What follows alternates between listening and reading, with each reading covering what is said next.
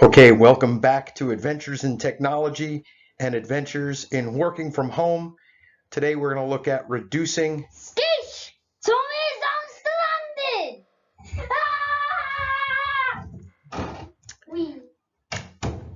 reducing adjective clauses. Okay, so I mentioned that you are going to need 3 different skills for each clause type. You're going to identify, combine, and reduce. And so now we're up to the reduction of these clauses. And actually the reduction is very easy. First, you need to recognize that you're dealing with an adjective clause. And if you're not sure about that, look back at the previous videos and PowerPoints to figure that out. But then you have to see if the sentence still makes sense if you remove the signal word and the auxiliary verb. So, okay, in the previous one, we said that you can remove the signal word, but just removing the signal word does not actually reduce. Yes, technically it makes the sentence one word shorter, but that's not actually a reduction. A reduction is where you remove the signal word and the verb, and it's usually not the whole verb, it's usually the auxiliary verb, and the auxiliary is usually some form of to be. And please remember, not every clause can be reduced. Here's an example of a sentence over here in purple. The man who is wearing the hat started his own business.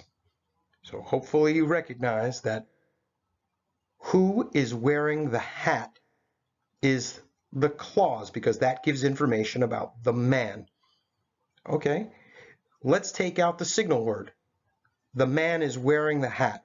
Okay, but let's take out the verb also. The man wearing the hat started his own business. Do you see that makes sense? Okay, this one can be reduced. The man wearing the hat started his own business. So here you're going to remove the signal word and you're going to remove the auxiliary to be able to reduce the clause. Again, not every adjective clause can be reduced. And like I said, not just removing the signal word does not reduce the clause. Yes, it makes it shorter by one word, but technically that's not reducing it. So let's look at this example. The cat that you found belongs to our neighbor. So hopefully I know at this point that you found is the clause because that gives information about the cat. You can get rid of the signal word that, but there's no auxiliary, so the reduction doesn't make any sense. You can say the cat you found belongs to our neighbor. That's great, but that doesn't reduce it. You can't, there's no auxiliary to get rid of. But this one's tricky now. Sometimes you need to get rid of the signal word and then change the verb to an ing form. For example, tourists who come to Patagonia like outdoor activities.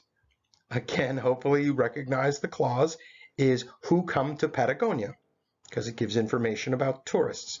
So we can get rid of who. Tourists come to Patagonia like outdoor activities. That doesn't make sense.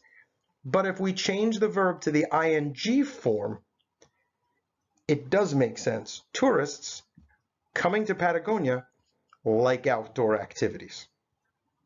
Okay, most of the time it's not going to look like that. You don't have to change. Most of the time you do not have to do that. Most of the time it's going to look like these sentences in purple. Summer, which is my favorite season, is very hot. Well, this one's very easy. The clauses I offset by commas so you can see which is my favorite season is the clause. Here we're going to get rid of the signal word, which is which, and we're going to get rid of the auxiliary, which is. The sentence then becomes summer, my favorite season, is very hot. And the reason summer is a known, you know summer, there's not another summer that it could be. So it is a non-essential clause if you're wondering why those commas were there. If you look at the next example, she likes the same books that you like. Well, she likes the same books you like. You can get rid of the signal word, but again, it's not a reduction. There's no verb and no auxiliary you can get rid of. Okay, good news. Punctuation, very easy. Very easy. It's not affected by the reductions. If you had a comma before, you still have a comma. If you didn't have a comma before, you don't need a comma. So not affected. Professor Loria, who is my grammar teacher, grew a beard over the break.